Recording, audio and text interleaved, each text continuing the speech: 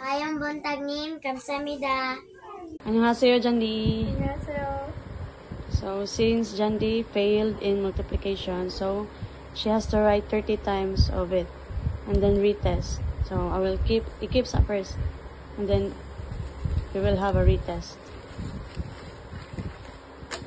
Tuparo multiplication. Yeah, 7 times 6. 7 times 6, 42. 8 times 3.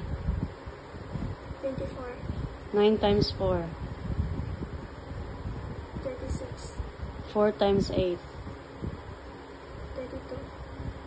9 times 3. 37. 6 times 4. 34. 2 times 8. 16. 3 times 7. 21. 8 times 5. 40. 6 times 8.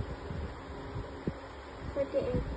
Okay, very good. So, next time you have to retest again, ha?